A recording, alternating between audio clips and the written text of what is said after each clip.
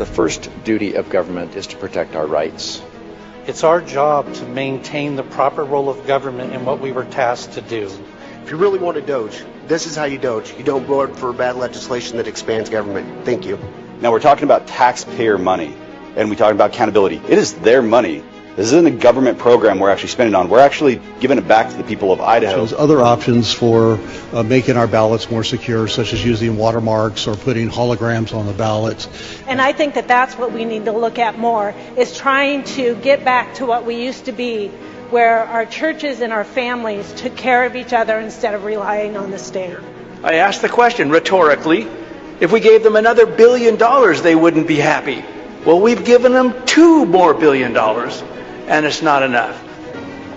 We need to start making Idaho first. We need to start making America first. Other states like Texas and Florida have enacted similar laws to address illegal immigration, both locally and in their communities. And Idaho has the right to protect itself when the federal government has failed to do that. COVID presented us with quite the enigma. We didn't really know what it was or what to do, but that is no excuse to violate the rights of the citizens of the state of Idaho. Say vote no on this and let the teachers teach and quit bringing in coaches to teach the teachers to teach, and let's get education going again in Idaho. I don't know what's coming after this current administration for the feds, and we need this law because our federal laws on immigration have failed.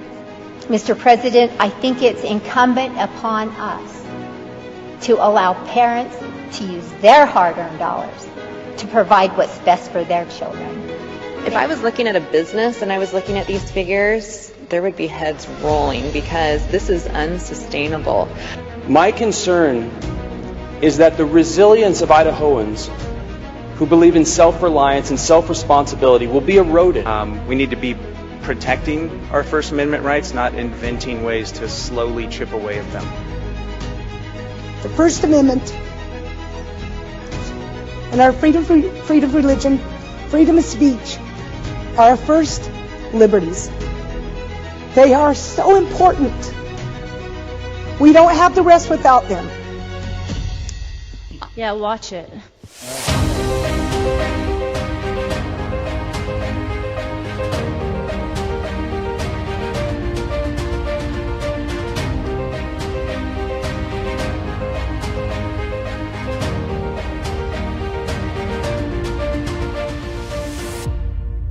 Well, good morning out there, everybody. It is February 6th, 2026. It's the Friday show. Welcome to Idaho Signal. I'm Matt Edwards, and we've got a lot to cover today. Some big news this week out, and I can't wait to get into it. We've got a jam-packed show. So we're going to start with some real wins to celebrate on. The big, beautiful news, the Idaho Supreme Court just handed down yesterday a ruling upholding Idaho's school choice tax credit program. That's House Bill 93 from last session that kicked into high gear this year. Over 5,000 families have applied for this tax credit so far. And it's this Supreme Court decision. I mean, most normal folks out there are calling it a total and complete victory.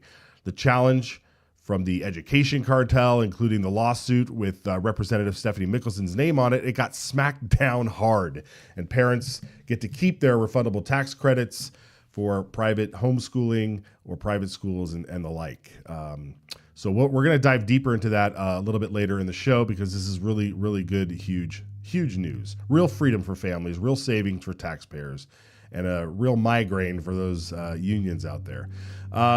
The other thing is, yesterday's Blaine Amendment hearing was a perfect example of how awful the press is at covering what actually matters to the conservative majority here in Idaho. While they chase shiny objects or spin narratives that fit their little Boise bubble, a serious push to repeal this unconstitutional relic, the Blaine Amendment, gets all twisted to be just about funding religious schools. So we're going to unpack that too, because rooting out this constitutional hostility isn't just fringe, it's foundational. And Sarah Cutler at the Statesman, we are looking at you. But let's zoom out for a second on what's going on in Idaho. What's happening here? when it comes to freedom and our state becoming a bit more conservative.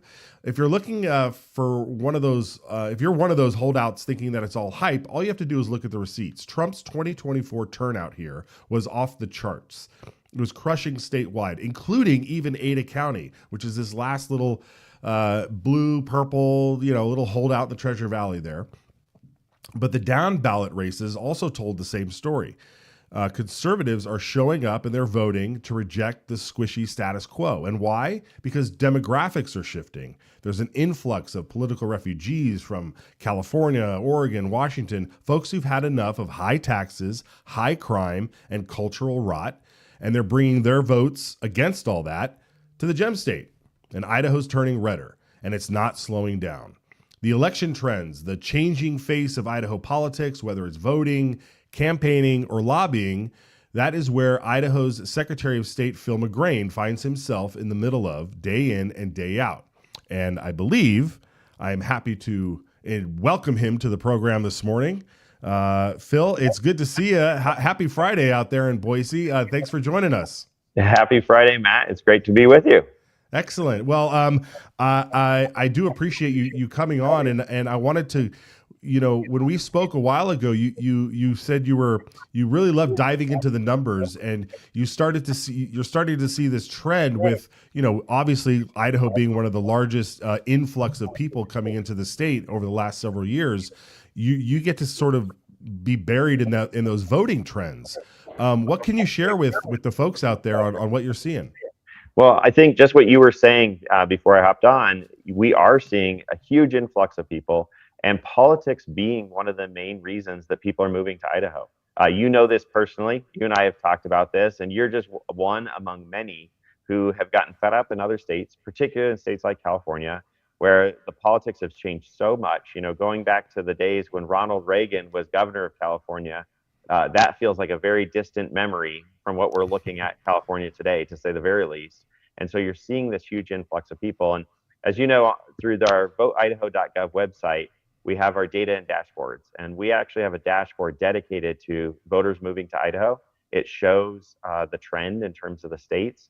One of the most interesting pieces with that is, of the 49 other states, a majority of Republicans are moving from all 49 other states. That politics is a reason, but it's specifically because Idaho is a red state that people are seeking to move here. And so it's a fascinating trend. And I always love talking to some of the ag groups and more rural Idaho about this, because when they hear Californians are coming, they're really picturing blue-haired hippies from the Bay Area. And as you know, it's not blue-haired hippies that are moving to Idaho. It doesn't matter whether you're in the Panhandle, whether you're here in Ada County. It's huge influx of people who are just tired of the politics there. I actually think the Supreme Court decision this week related to redistricting in California, that's going to be a cause for another wave of people moving to Idaho. If you lived in Kevin McCarthy's district for all your life, and it was a strong Republican stronghold, and now they're going to redraw the maps, that's kind of when people are like, I've had it. I can't do this. And I think, Matt, you just in my conversations with you know this story very personally. And so we're seeing, what's surprising with Californians in particular, 75% of the Californians who are moving to Idaho are registering as Republicans. So that means the people moving in are making Idaho, which is already a red state, an even redder state. And we're seeing that trend especially acutely here in Idaho, but it's happening everywhere in terms of blue states getting bluer and red states getting redder. Yeah, very good analysis there. Now, before you were Secretary of State, you were in the Ada County elections office there as clerk. Now that you have, you have to cover all of the counties across the state when it comes to elections. Are you seeing anything do you see the dramatic difference in the electorate based in what you saw in Ada County and across the state, or do you see it just popping up in several different areas? It's happening for the most part, it's happening statewide. It's happening in population centers. So one of the big areas is where you're at, up in the Panhandle. So Coeur d'Alene specifically, you look towards like Sandpoint and up in Bonner County. I will say here in the Treasure Valley, though, just because of our size, we keep growing. Eagle, Idaho is really interesting. The LA Times did a feature story on the Eagle mayor's race 2 years ago, and it was because they looked at California's pension program.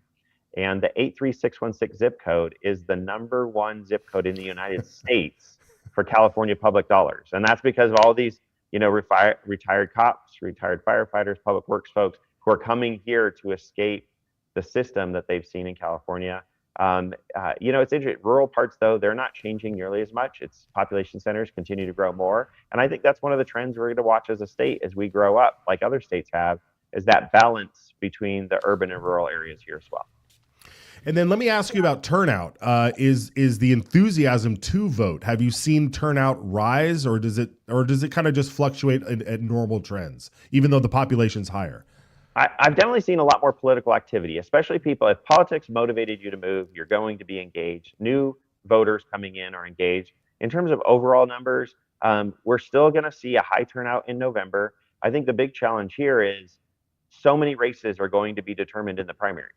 You know that well, right? And how do we get the same people who are going to show up in November to realize that the May 19th primary election really matters? And it matters across the board. Of course, the vast majority of Idahoans are going to participate in the Republican primary, but even here in downtown Boise in the Democratic primary, those races are going to be determined there as well. And so really it's getting people to show up there. It's interesting. We do see more intensity in different regions in the state. Oddly, the most mountainous areas have the highest turnout, whereas like areas like the Magic Valley have some of the least turnout. I can't tell you exactly what makes that the case, but from where I sit, we're doing everything we can to get information out about the election, to let people know what they're voting on, where to vote, so that we can get as many people to participate as possible. Yeah, very good. Yeah, we do want to see that. Okay, I can't have the guy in charge of elections here without asking you about paper ballots versus computer voting. Trump is all in on paper ballots, not necessarily hand counting, but having paper ballots.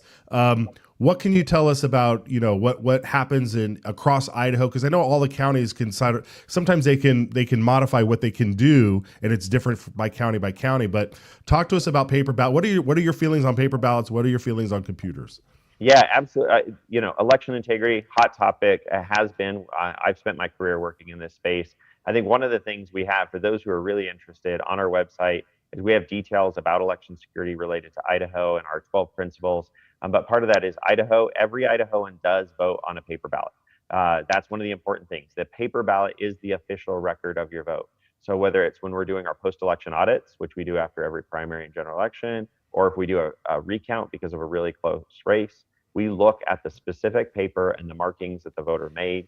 That is the official record. And I think that's an important part. And really almost everywhere nationally is this way. There are some holdouts like Louisiana and some other states, but really everybody at this point should be using paper ballots. Now, many of those ballots are still counted by machines. Part of our role is to oversee and test and certify the equipment to ensure that those machines are working properly. But a key part of the transparency too is letting voters see the process, making sure it's open. We do testing on machines and let the public come in and make sure we're not just checking it works, but anybody who's really interested can come in and make sure it's working as well. Yeah, and then finally, when you look across the country at other states and the issues that they've had and the sort of like red flags and things that people have genuine questions about vote switching or tallies jumping dramatically like they did sometime during that when all 6 states went down at the same time or something during the 2020, like when you see that kind of thing, where do you put Idaho in that?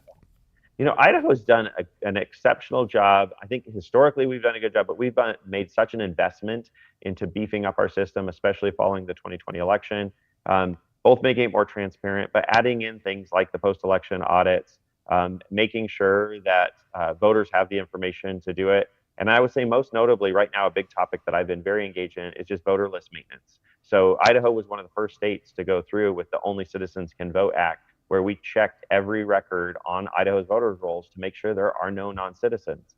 And I can report we did identify some and have been working with the U.S. Attorney's Office to prosecute those individuals. But the number, we ended up having 11 cases out of over 1 million registered voters.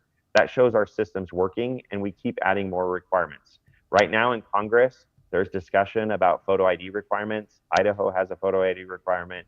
I've been advocating with Crapo's office to add a USA designator to all real IDs, just to help us improve the system, make sure we can all verify that it's easy for people to vote who are here and eligible and legal, but making sure no one who's ineligible can vote in our system. So we're ready, standing to make sure that this election cycle is going to go smooth. The 2024 cycle was a great success, so much so that I was called to Congress last year to testify about Idaho's successes nationally. I hope that that happens again because we continue to lead the way across the country in how to conduct elections.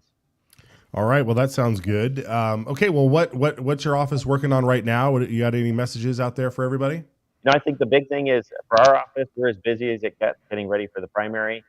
This is where our office does all the preparation for candidate filing. The end of February is when candidate filing begins, so February 23rd for anybody running for statewide legislative office. At the beginning of March will be all the local offices, county and others. One of the great things, for the first time, we'll have online candidate filing for anybody running for any office in the state of Idaho. So whether, I'm sure like some of your viewers running for precinct committeeman, or if you're going to run for a county seat or legislative seat, you can do that at voteidaho.gov. We continue to improve our website to provide not just demographic information about voters, but also just making it easy for both candidates and voters alike to get the information they need to make sure they're taking part in the process. All right, fantastic. Well, Phil McGrain, where can people follow you online or keep tabs on the rest of your work? I always steer people. Voteidaho.gov. It's your one-stop shop. We have a social media presence. We're always pushing. We'll be pushing candidate filing information this month, and you'll see us really active trying to make sure people are aware how they can vote, where their polling place is, what's going to be on their local ballot for the May election. You can view your sample ballot there, everything. Voteidaho.gov. Doesn't matter what part of the state you live in. It's your one-stop shop for voting information. Okay, fantastic. Well, Secretary McGrain, thank you so much for joining us. We'll check back in with you maybe after the primary when you're done. All right, sounds great. Thank you for having me, Matt. Yeah, take care. Have a good one.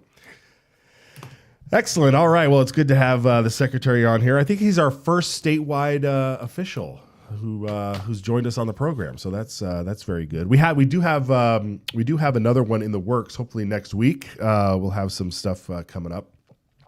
Let's check in on the House floor if we can, guys. Do you guys have the House floor real quick? I know they're debating right now the Article 5 resolution, and looks like Representative Jason Monks is speaking. When somebody gets brought into the emergency room, the ambulance comes in, they got the person on the gurney, they take him in there, and they throw him in there, and the patient's struggling, and the next thing you know, their heart's got an irregular heartbeat, and they're coding.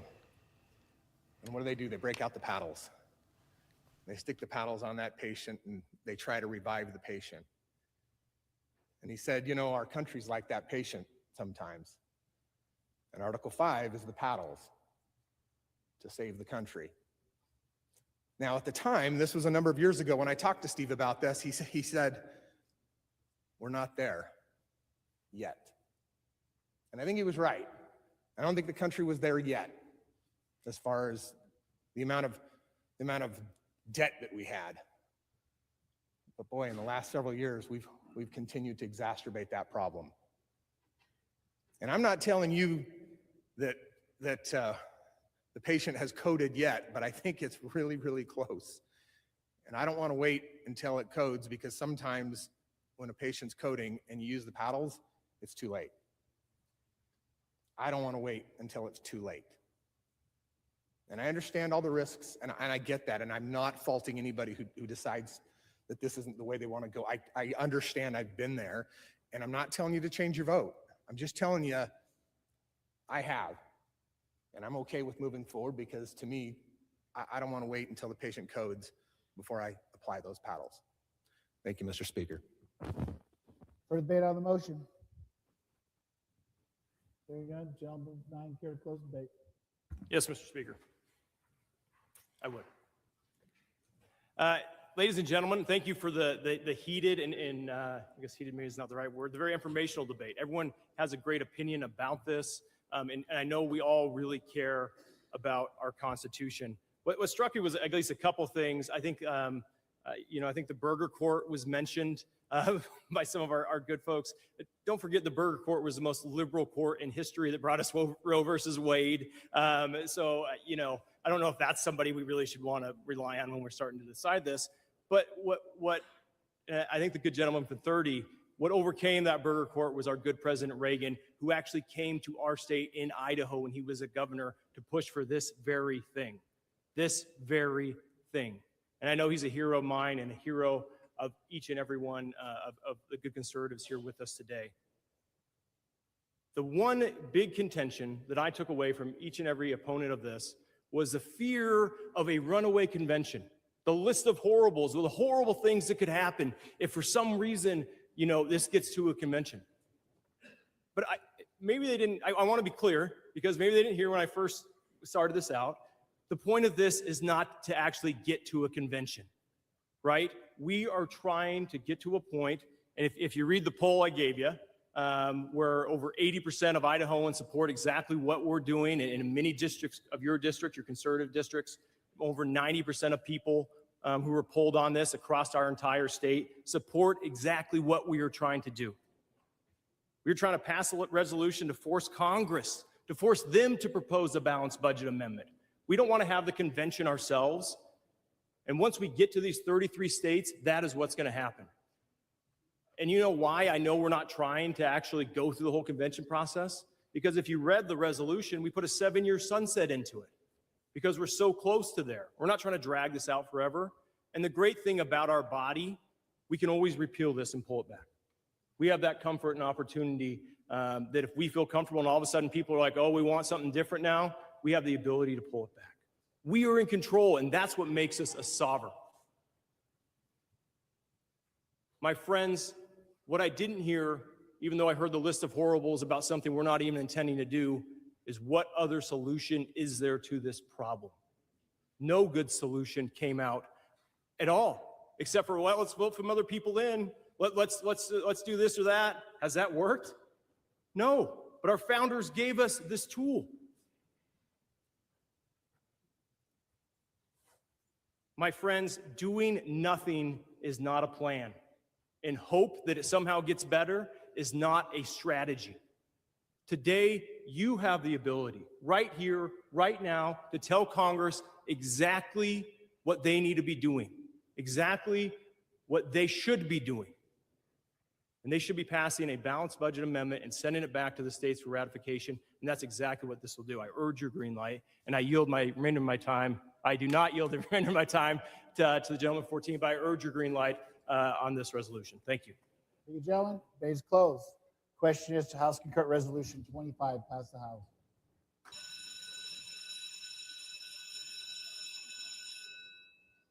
Clerk will unlock the machine, and the members will cast their votes.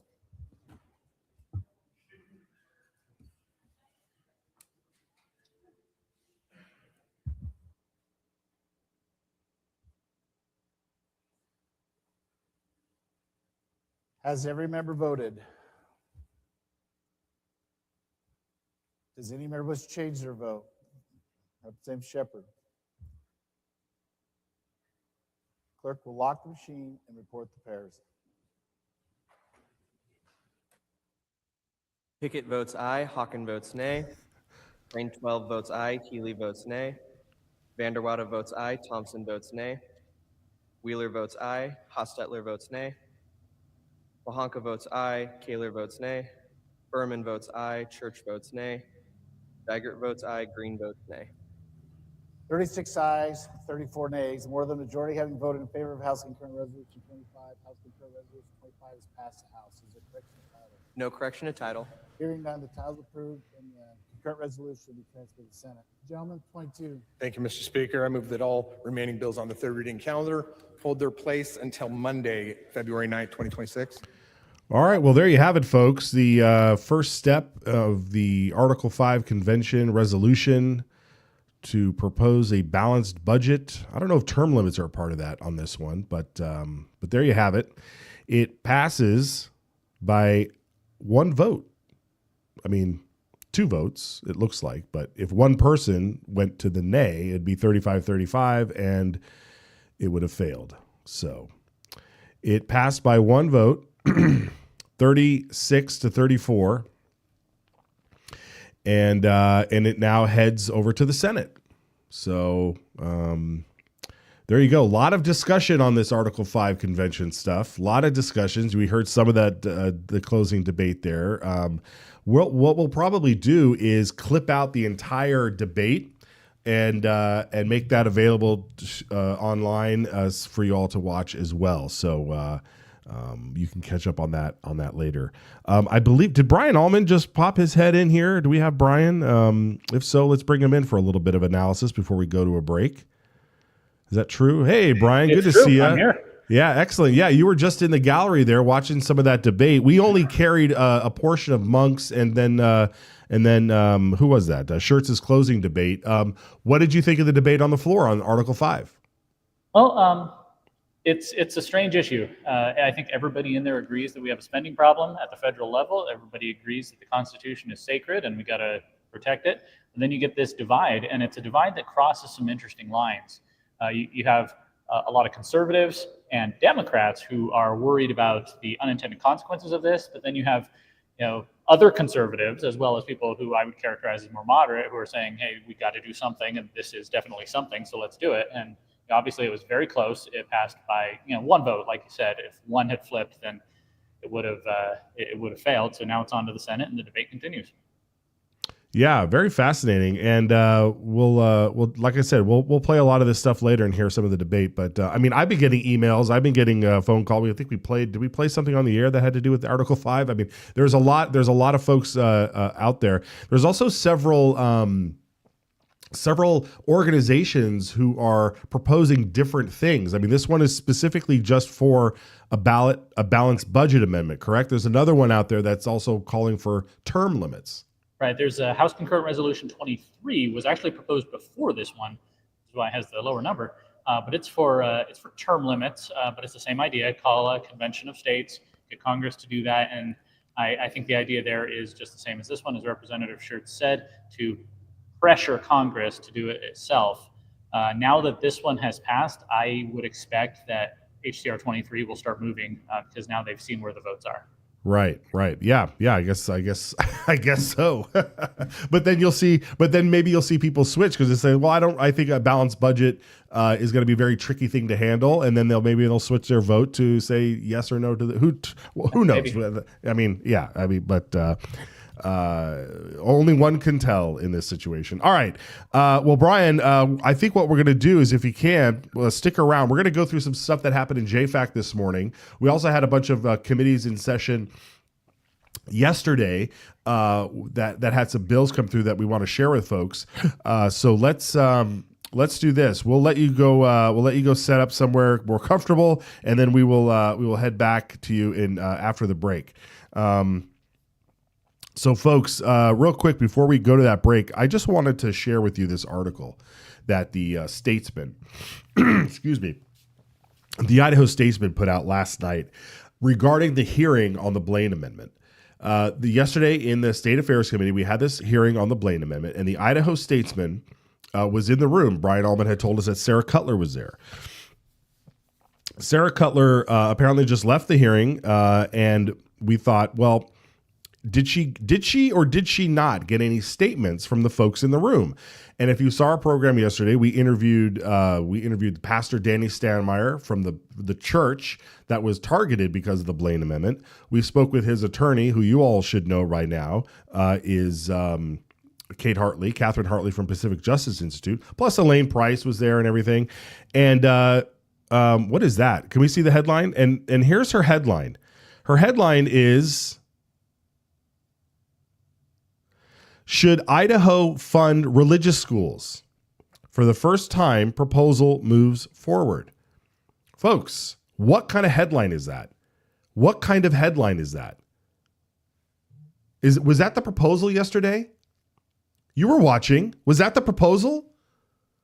Did Elaine Price stand before you and say, this bill is all about wanting to fund religious schools? This is what you call bullcrap. Absolute bullcrap. What kind of headline is that? What was before you yesterday, before the committee, was a bill to send a question to the voters on whether or not to repeal the Blaine Amendment. And if you repeal the Blaine Amendment, there is no way that all of a sudden funds start going to religious schools. That's just not what happens. We've been pounding this. I know you folks know out there know this, but this is absolute garbage by Sarah Cutler, who I think tucked tail and ran. She didn't, because in the article, here's who she quotes in the article. She grabs statements that were made during the hearing. She just pulled quotes during the hearing from Representative Price. She pulled a quote from a Democrat legislator who's not even in the legislature anymore from 2 years ago, Colin Nash. She quotes him from 2 years ago from a hearing on this proposal from 2 years ago. She couldn't even go to a Democrat in the room that day. And then get this, folks. She calls up Jim Jones, former state attorney general, former Idaho Supreme Court guru, God, the titan of Idaho, apparently, the most brilliant legal mind, Jim Jones, 83-year-old state dinosaur, I call him, Jim Jones, right? All due respect to everything that he's done, but at this point in time, his ship has sailed. All he does is raise money for Democrats. Everything I read from this guy, all he is a Democrat at this point. So that's who she quoted. She didn't ask the pastor, Danny Steinmeier. She didn't ask the attorney anything. She didn't ask Elaine Price in the moment how she thought. She didn't ask any citizens that were in the room, pro or con. There were other experts that were there. Absolute garbage. Absolute garbage. So and the Idaho Statesman, I mean, what an embarrassment. What an absolute embarrassment. And the same thing goes for the Supreme Court. The Supreme Court decision, the coverage on that, it has been atrocious. And what was the other thing? Oh, the Stella Zamora, who we'll get into again later. So stick around. We'll be back with Brian Allman. We'll dive into the budgets today. It was a big day in JFAC today, very big day in JFAC. And so we'll be back right after this.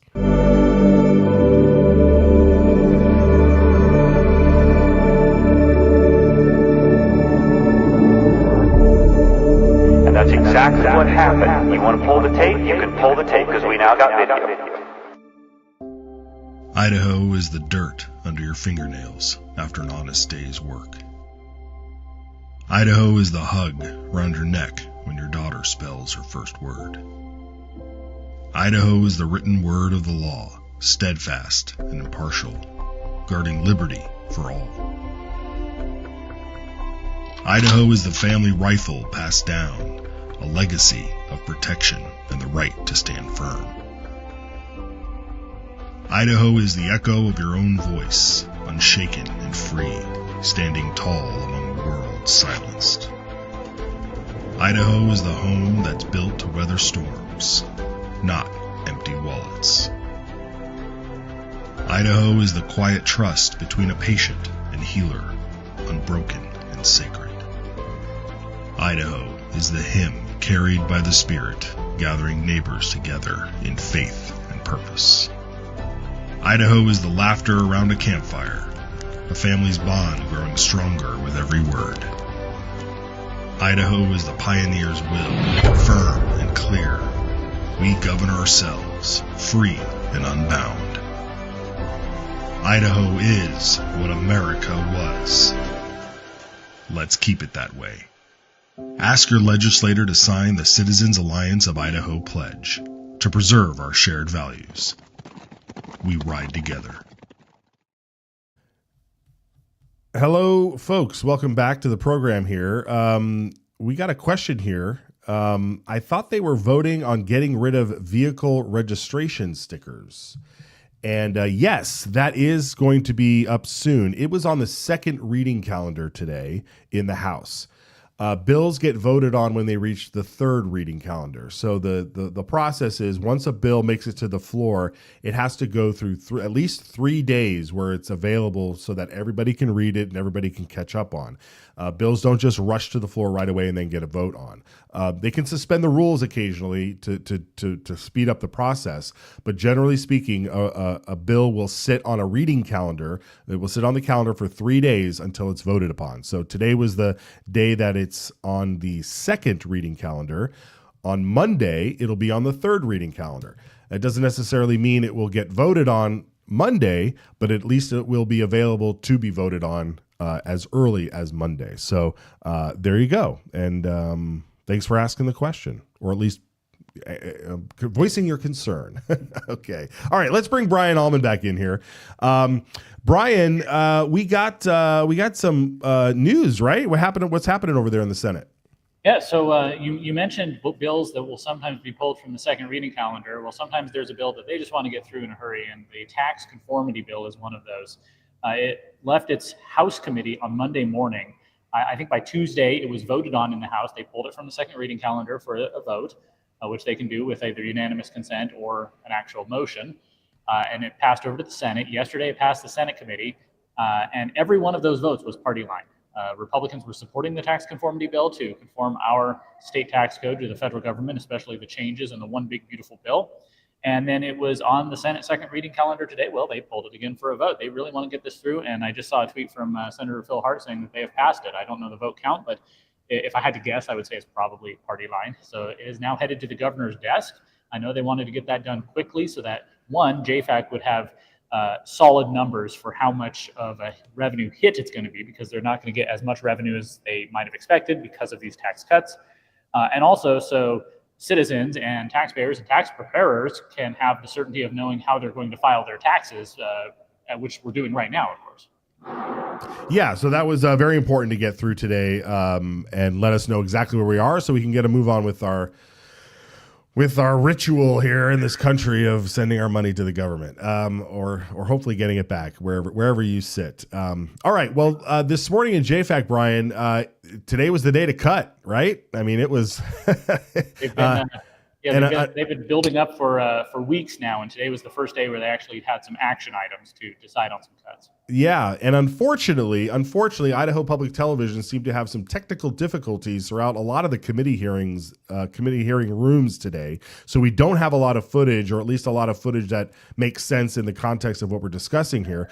But we do have one, and I want you to set this up a little bit. It appeared that Senator Kevin Cook was voicing some concern over all of the work that they had done in their individual working groups over the break and at the early part of the session. Can you kind of give us a little bit of explainer of that? Yeah, so the big philosophical question, I guess you could call it, in JFAC this year is, how do we actually handle these cuts? I talked to several people on the committee who think that just a straight cut across the board for most all government agencies makes the most sense. Last summer, the governor ordered 3% holdbacks in everything except K-12 education. He says, okay, we've got a revenue problem. We're not going to have enough money. Instead of picking and choosing, I'm just going to cut the budget, and you guys figure out how you're going to manage that. So that was one thought, that we could take the governor's 3% cuts, maybe even add some more. The JFAC co-chairs were talking about adding 1% or even 2% on top of that. What Senator Cook wants to see is a more, I guess what they call a surgical approach. He was frustrated that they were doing the across the board cuts. He'd rather go in and say, okay, well, let's cut this budget 10%, but this one 1%. This one maybe we add something because it's really important. So it's a philosophical difference, I think, on how to handle these cuts. And I see pros and cons for both of them. Yeah. All right. Well, let's watch some of this exchange here. And like I said, unfortunately, Senator Groh's response here gets cut off. But I believe Josh Tanner, Representative Tanner, the other co-chair, was able to backfill some of that explanation as well. So let's watch these clips. Dived into those budgets months before the session began. We looked for ways to cut. We dug into it. Line by line, we looked for real cuts that wouldn't hurt people, cuts that would not come back 2 to 4 months and cost the state millions of dollars in jails and hospitals and emergency services. Members of this committee have combed over line by budget to find those cuts. I have identified myself tens of millions of dollars. And I know that I am not alone, that other members of this committee have done the same. And yet, we're about to lay aside everything that we have done, all of our work, and take a vote on a 1% or 2% across the board. Why would we do that? Why would we ignore the work that this committee has done? That approach is not precision. It is taking a chainsaw to their budget. It's not looking at accountability. We were elected as individuals to come and represent our constituents, to come here and look at the budgets, to do our job.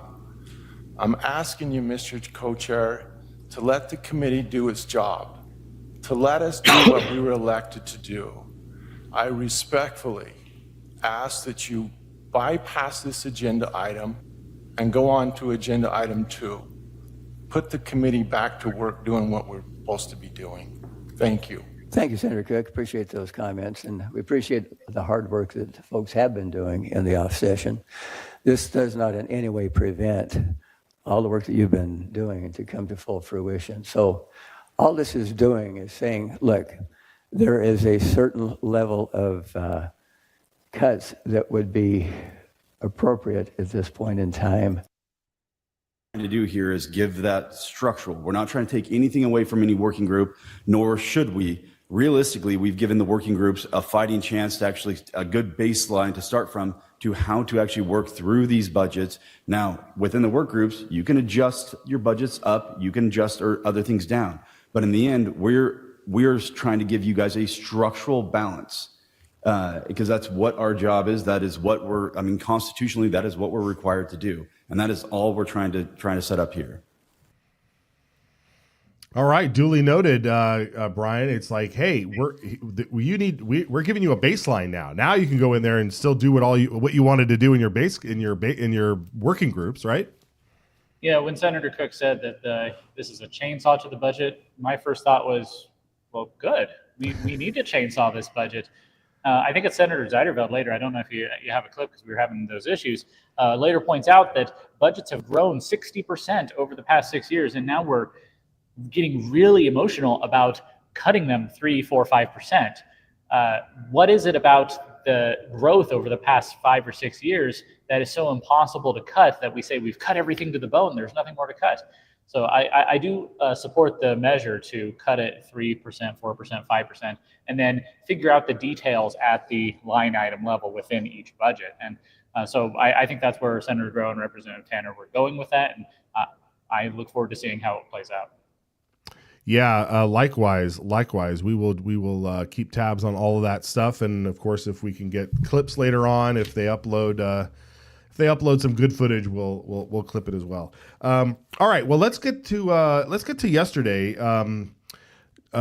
Representative Judy Boyle, if I can find my list here, Representative Judy Boyle was in committee presenting a bill that's, it's passed committee before and it's died on the House floor. And this puts restrictions. This allows the state to stop collecting for union dues on behalf of teachers unions, and says, hey, you guys have your own system. Just use that one. Let's watch her presentation here. So you can do it better than me. It will look very familiar to those of you who were here last year and the year before, and the year before that. This one is a little bit different. What this bill does actually is it stops the teachers' unions from using taxpayer dollars for union activities. And the little bit different part here, it spells out that this does not include the city firefighters union and the city police union. So we thought that was important to spell it out this time so there's no question whatsoever. So this still allows teachers to take time off work for union activities, but their union has to pay back the school district if they do that. And it will stop the taxpayers collection of union dues at the school district. So the union will need to do that on their own. And last year, I know the union really was pushing their members to use the portal that they had, that the union had. So hopefully most of them have done that. It stops the requiring of mandatory meetings for teachers to have to go to union meetings to listen. As you know, we're a right-to-work state, so that kind of violates our law for that kind of thing. And it also prevents state agencies from having public unions. So that's a new thing too. So I would just ask if you had questions. Thank you. Representative Egbert, do you have a question? Thank you, Mr. Chairman. I do have a question, yes. Go ahead. Thank you, Representative, for being here. I was here last year, but it's still a little bit new to me, being that it didn't come through my committee. I was wondering if you could explain a little bit as to why we are treating different types of public employees differently with this piece of legislation. Ma'am? Thank you, Mr. Chairman and Representative. It is because long ago, one of our attorney generals issued an opinion that cities could form unions in their public sectors. So we're just spelling this out because it's just AG's opinion, really. Any other questions? Seeing none, Representative McCann. All right, let's cut out of this. The bill did get printed. It's House Bill 601. This was just the print hearing. And once again, here we are. It's deja vu. This comes up every year. What do you think the chances are this year, Brian? I think the chances are good this year. So this bill was first introduced a couple of years ago, and it didn't get through. Last year, it actually passed the House, but it got stymied over in Senate State Affairs, where a lot of good bills go to die. This year, they're trying something new. They're trying it through it was in the Commerce and Human Resources Committee on the House side. And so assuming it passes the committee and the House floor, then it's up to the pro tem. He can send it over to the Senate Commerce and HR Committee, which might give it a more favorable reception and get it over to the floor, where we'll actually have a vote and see what the people, the senators think of this. This bill is near and dear to my heart. I carried a resolution in support of this bill at the Idaho GOP winter meeting last month. It's not just teachers having their union dues deducted automatically from their paycheck. That's one thing that doesn't really cost anything, but that's a kind of a freebie, a gimme that we're giving over to the teachers unions. There's also where union bosses, some of the higher ups in the unions are given, 30 to 40 days of paid time off per year to go do union activities, including lobbying at the Capitol. And remember, the IEA is not only an affiliate of the National Education Association, which is horrifically left-wing. They're pushing, they are the engine of the Democrat Party as it goes full woke, full left-wing, full socialist, full, radical gender ideology. So they're supporting that. Just yesterday, as you know, the Supreme Court ruled in favor of the state of Idaho for the parental choice tax credit. Who was it that sued the state? It was the teachers unions. So they're taking some of this money that we're subsidizing them with, paying lawyers to go sue us, families, the people of Idaho. And now they lost and they're actually on the hook for those attorneys' fees. So that's another frustration there. So this doesn't even outlaw the union. This doesn't even break collective bargaining. This just says school districts can't use tax money to subsidize the union activities. If you want to go take time off, use your own paid vacation or take an unpaid day off.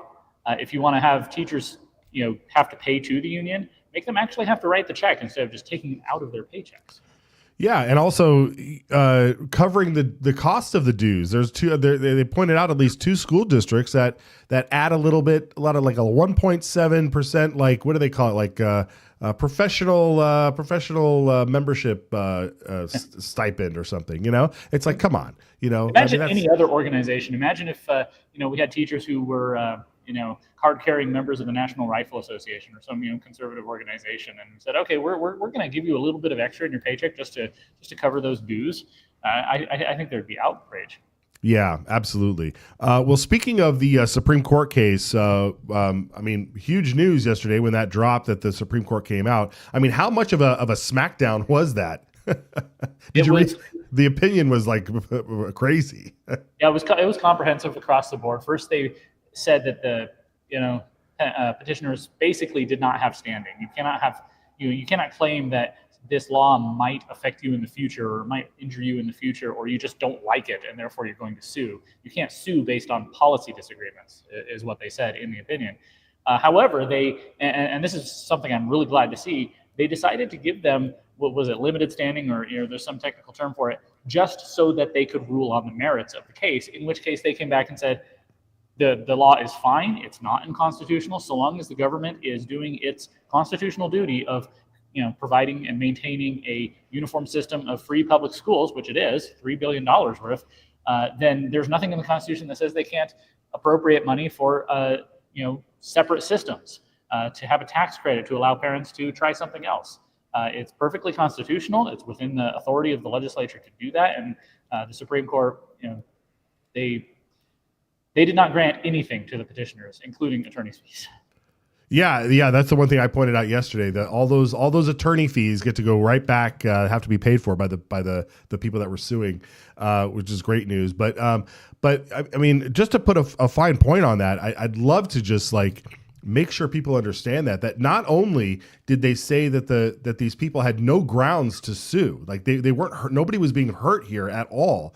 They had no grounds to sue, but then they used the term, like you mentioned, called relaxed standing. And so they said, we're gonna allow you have a relaxed standing just so we can then also confirm that by constitutional practices, this is totally reasonable. They use something called what Article 9, Section 1 says is that it creates a floor, not a ceiling.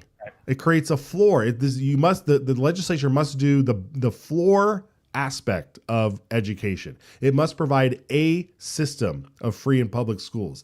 It does not put a ceiling that says you can't do anything outside that bounds. I mean, that is such an amazing ruling here to say, because they could have gone either way. They could have just dismissed the case and said, "Oh, there's no grounds to sue here because you don't have standing," and then the case would have went away, and then somebody would have claimed they got hurt a year later, and then we'd be back in the situation for them to rule this time. Here, they said, "We don't want to waste anybody's time. You don't have standing, and even if you did, you'd fail. And now just pay everybody back and go back to your little rabbit holes." I mean, that's literally what happened here. So I encourage everybody. It's only about a 30-page or so opinion, and a lot of it's just gobbledygook. But there is some meat in there when you find it. It's really good to read. It's also final word. Unanimous opinion. All 5 justices agreed. There was no dissent. That's right, 5-0. I mean, it is just boom right down the line. So. Sorry, folks. A, it's not a voucher. B, this tax credit is completely constitutional and hasn't harmed anybody. And this is it was a huge victory. Okay. What else happened yesterday? We have 2 competing bills that are happening right now. A few days ago, and I think we played it, Senator Dan Foreman introduced a bill. And I'm going to use the layman's term for all this because they're not using it in the language of the bill, but it's to outlaw Sharia law in Idaho. We're not going to have Sharia law be in our court system. And so Dan Foreman, Senator Foreman, ran a bill in the Senate side, and that was introduced. Yesterday, Speaker Mike Moyle presented the House version of a similar bill. Let's watch that presentation. With a subject that's been talked about a lot lately, and there is actually a competing bill in the Senate that we'd like to try to get this one introduced so people can see the differences. But what it basically deals with is making it clear that in Idaho, the American laws will govern in Idaho courts. The best way to probably describe this draft is to read the intent language in the legislative intent where it says it shall be the public policy of this state to protect its citizens from the application of foreign laws when the application of a foreign law would result in the violation of a fundamental right guaranteed by the Constitution of the United States or the Constitution of the state of Idaho, including but not limited to due process, freedom of religion, speech, or the press, and any rights of privacy or marriage embodied in the Constitution of the state of Idaho. As our world gets crazy nowadays, we're trying to make it clear and protect Idahoans and the courts in Idaho to make sure that it's clear to everybody. We use American laws in Idaho courts. And with that, Mr. Chairman, if it would be the will of the committee to introduce this, we can talk about it and some of the other bills that are out there that compete with it. Any questions of the presenter? Representative Hill. A motion, Mr. Chairman. Motion is always in order. I move to introduce RS 33001, Charlie 1.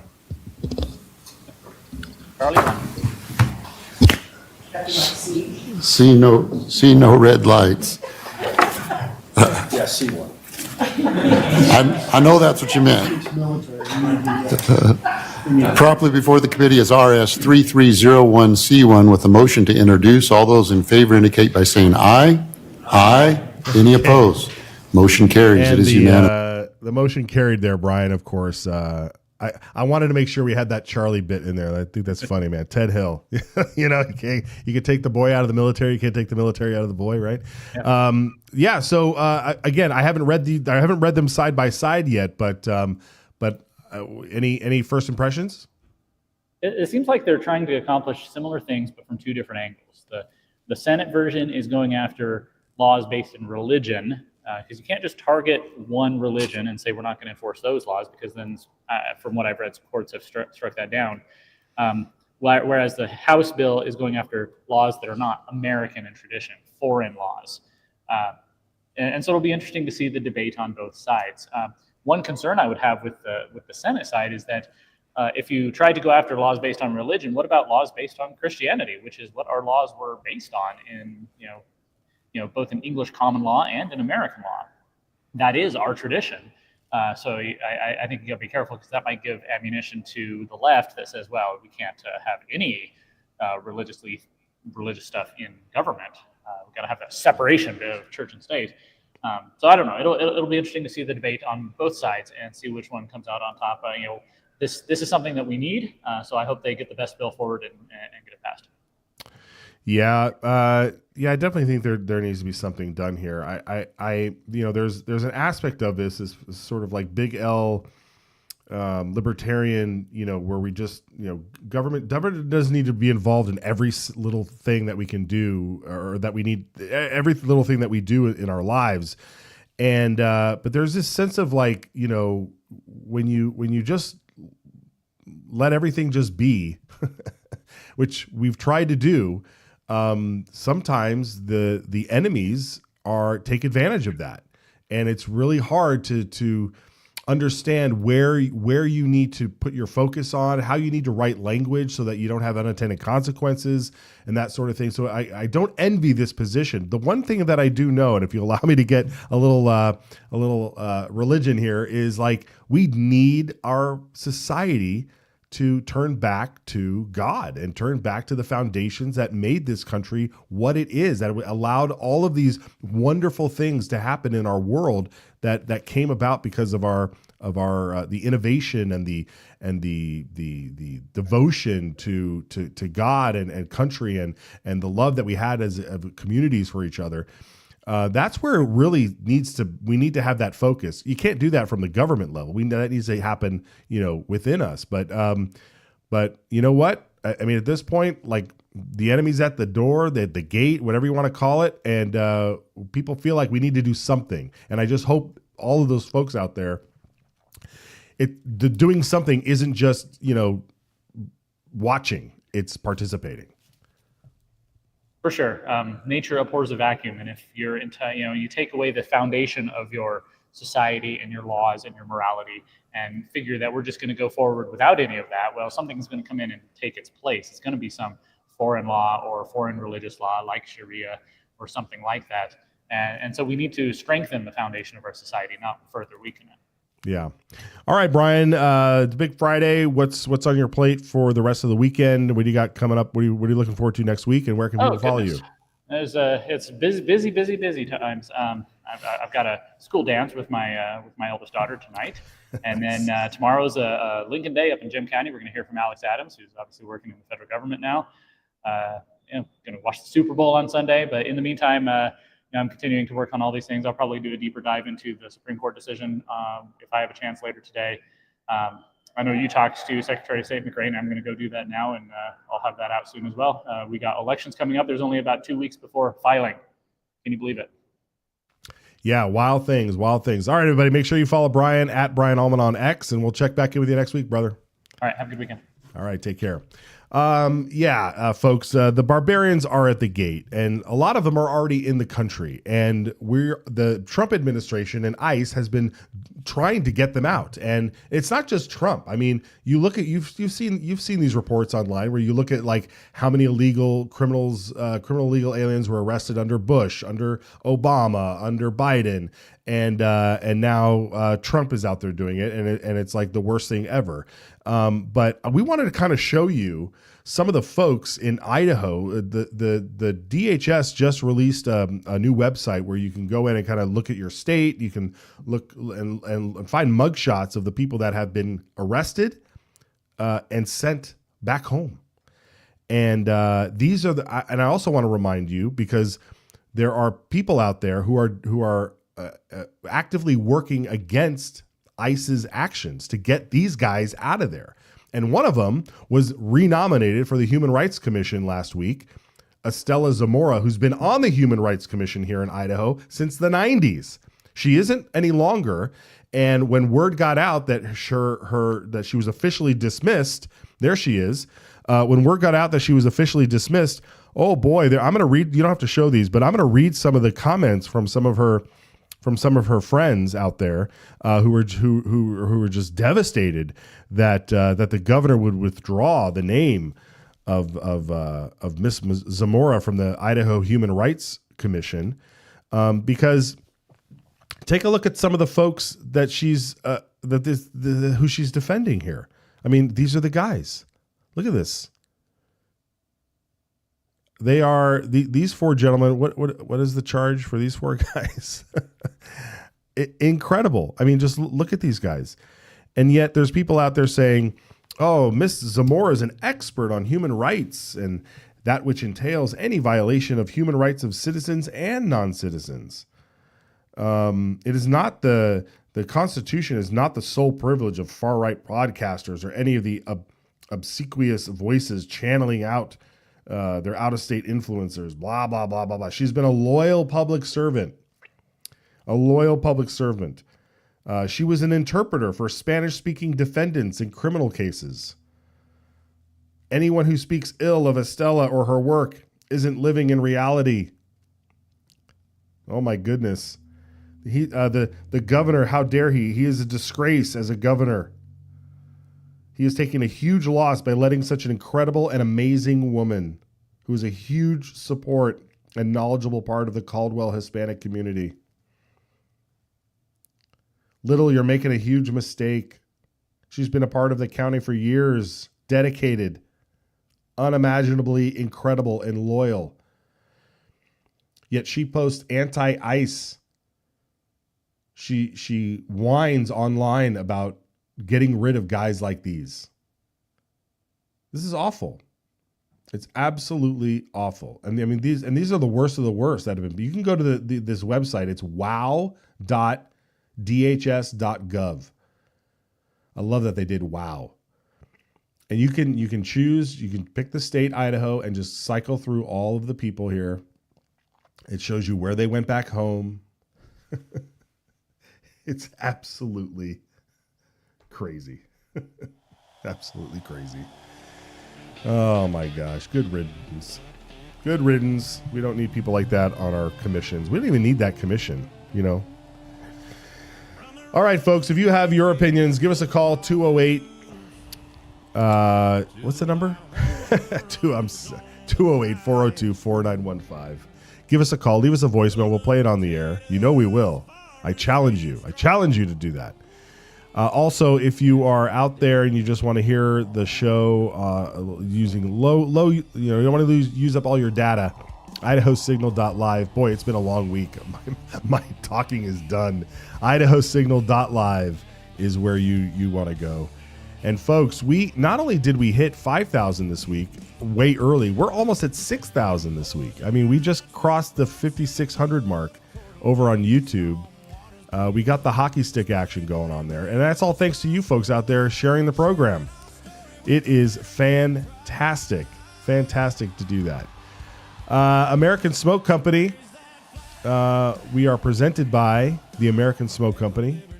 This is smoked salts. I told you about that tri-tip I had last night. Holy cow. I told you yesterday that I was making one. Perfect.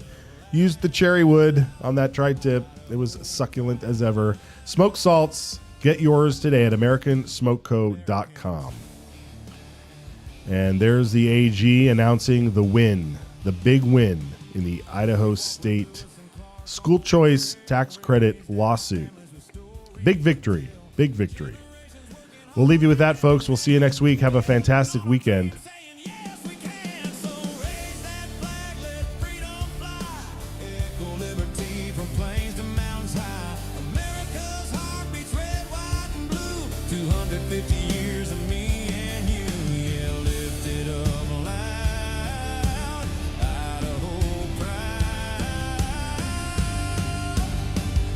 American truth.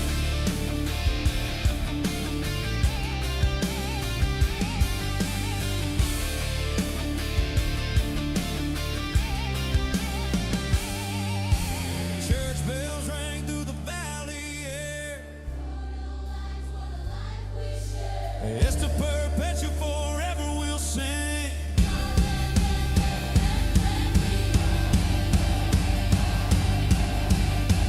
Let freedom ring. So raise that flag. Let freedom fly. Equal liberty from plains to mountains high. America's heart beats red, white, and blue. 250 years of me and you. Yeah, lift it up loud. Idaho proud. American truth.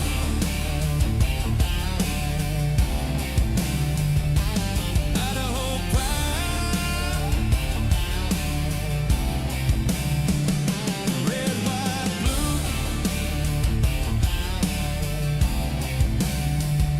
Idaho proud. Red, white, and blue.